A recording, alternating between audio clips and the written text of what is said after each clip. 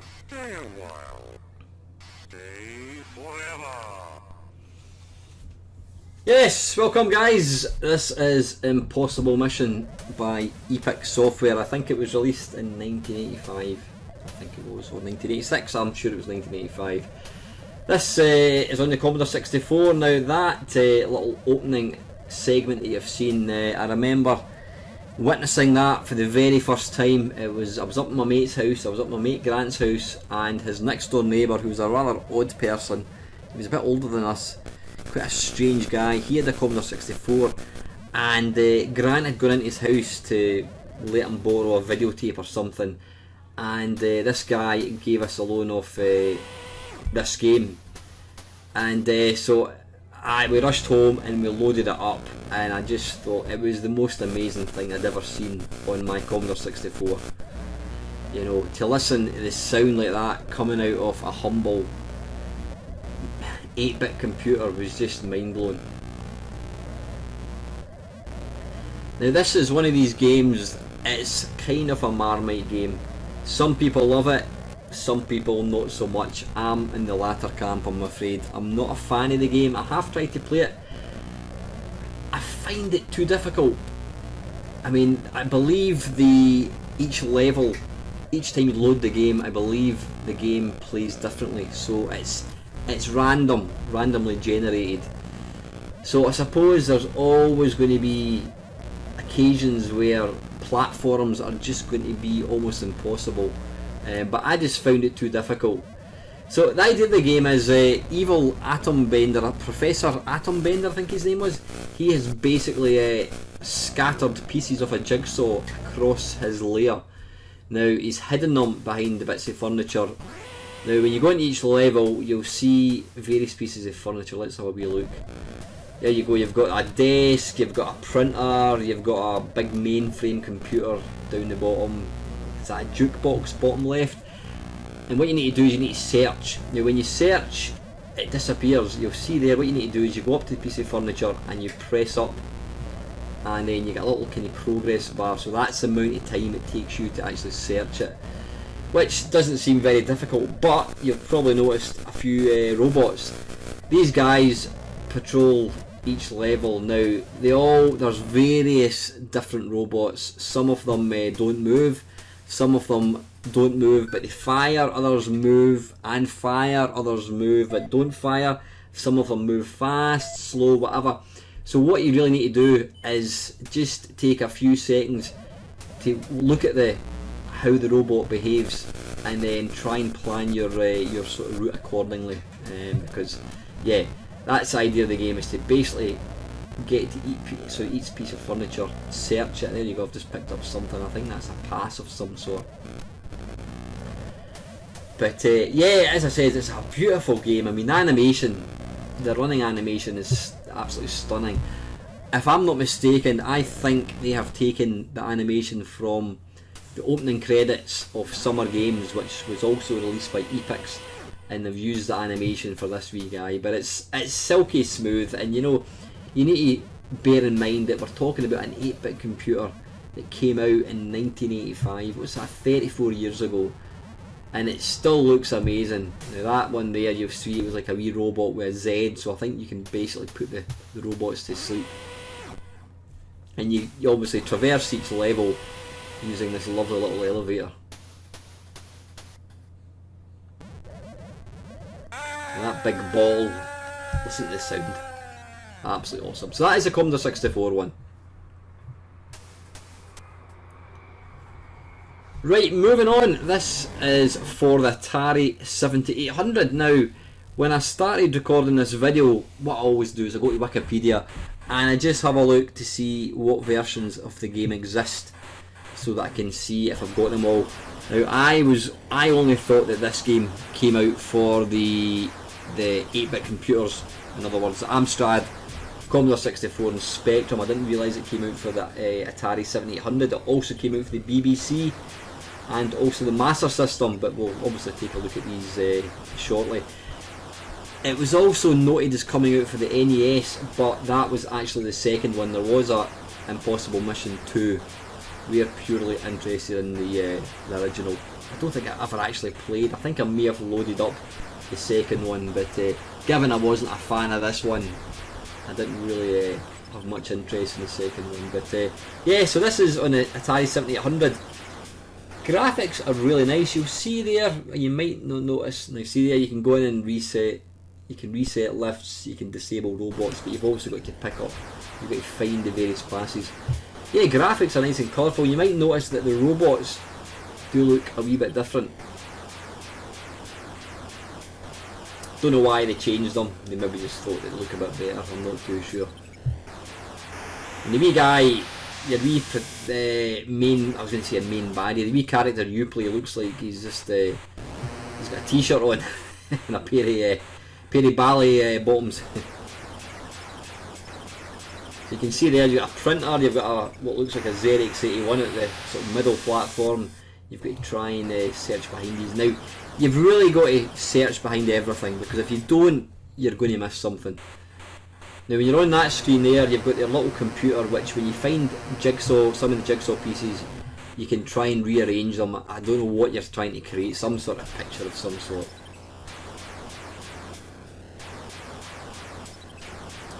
So you can see there, you've just got to be quite patient. This wee guy's moving pretty slow.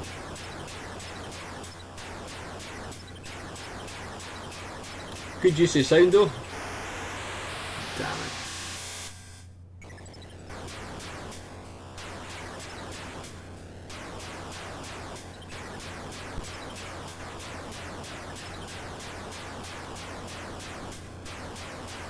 Could be here a while. So anyway, that is Atari 7800. Right, next up we've got the BBC, and again, as I said earlier on, I didn't even realise that it came out in the BBC.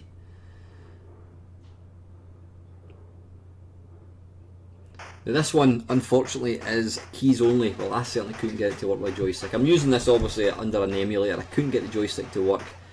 I managed to figure out the keys, but given I was a C64 guy back in the day, I'm absolutely hopeless with buttons or keys.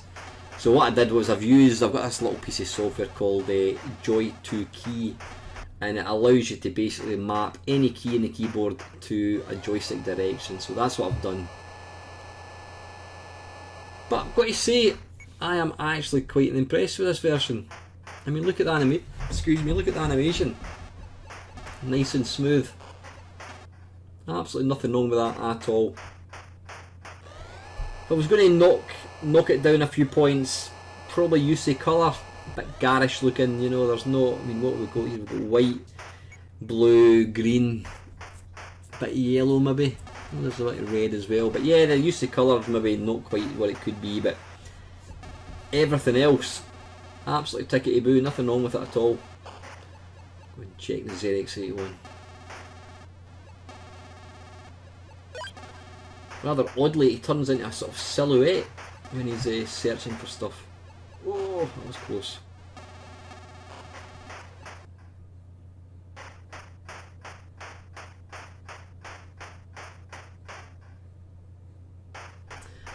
Ah, now what's this again? Now, I think it's like Simon Says, so I think you've got to duplicate. No, don't know. Not too sure. Like I said, I just found it quite tedious, and I just didn't have the wherewithal to actually. It's interesting because I've never changed, and it's when I'm playing games like this that I did own back in the day, I realise that I've always been very lazy. I've always not wanted to read instructions. I've never really, you know, which is daft. You know, why would you buy a video game and not learn how to play it? But that's me. There were certain games that they just didn't really tick the box, and other games I couldn't get enough of. And unfortunately, this was one of these games. As impressive it was, it never really, I just didn't gel with it at all.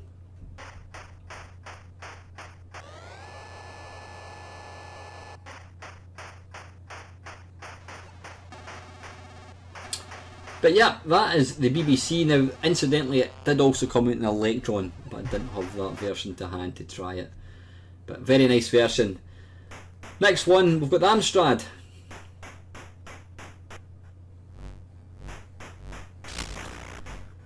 Kinda looks, the main character does probably look most like the C64 one, I would think.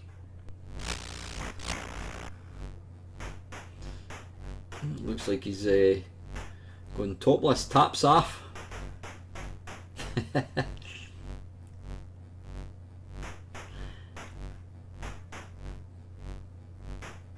I'm not quite, it looks a bit odd when he's standing there. Yeah, his legs look a bit spindly. Not quite sure what's going on there. It looks like a kind of flea. It looks like he's got the legs, the bottom part of a flea.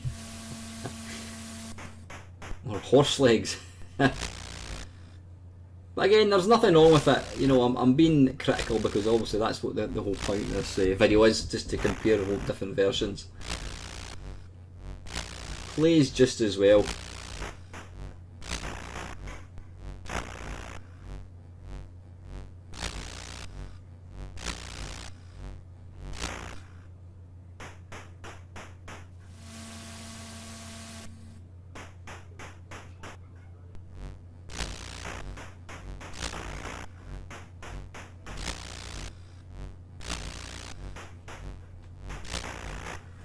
Now this version, or this game I should say, didn't get a release on the 16-bit.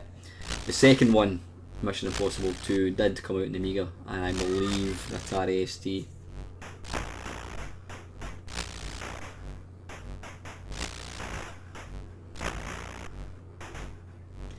So it's a platform lover's game.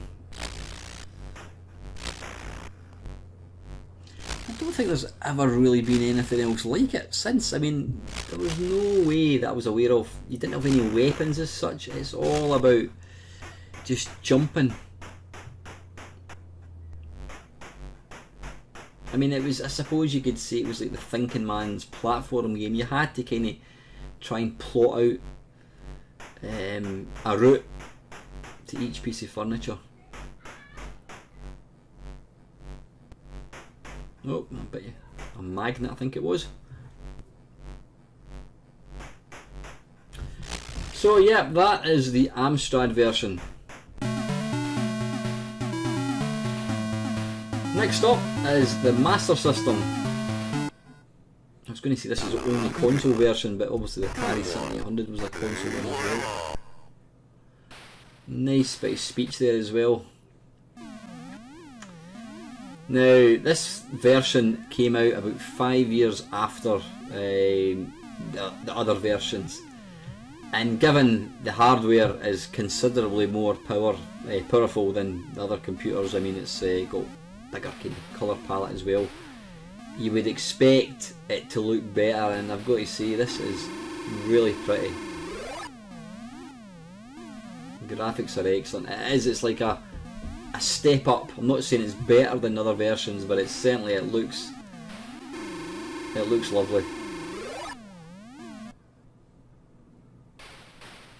If you were to imagine Impossible Mission being ported to the arcade, this is probably what it would look like.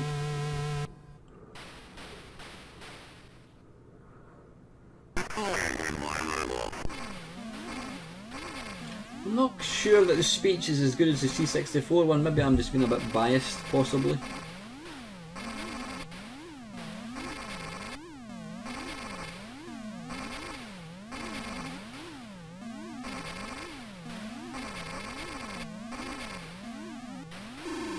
Ah, damn it.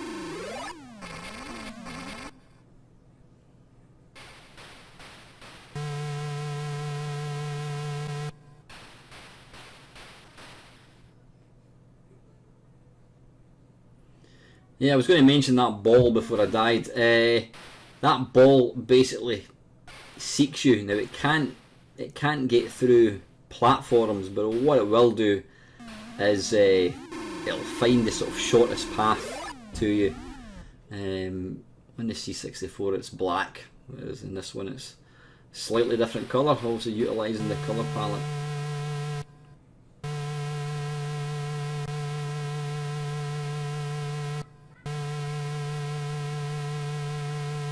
You can see there you've got a little map at the bottom, so it does show you what rooms you've been in. I don't think it shows you if you've cleared every bit of furniture. Maybe it does, I'm not quite sure. Now I'm looking at the wee control panel, you've always got pause. You can see the little in-joke there, the little pause button, the little 2 feet. Off, you've got up, down, left and right. I think that's what you use to sort of rearrange the joystick pieces.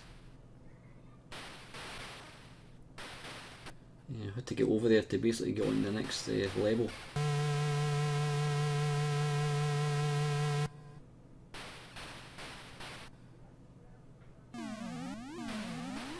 I'm not quite sure how long it would actually take you to complete this game. I wouldn't imagine it would take all that long.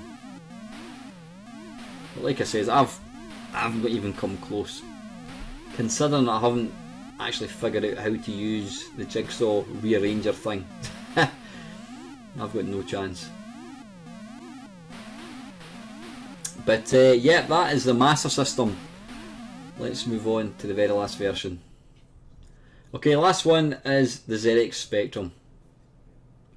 Let's go for Kempston and start game. Right, as expected, there's a bit less colour, but the animation of the wee guy and the robots is pretty damn good.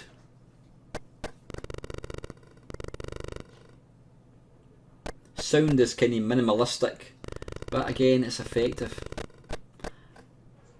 I'm assuming there's no speech of any kind in this one.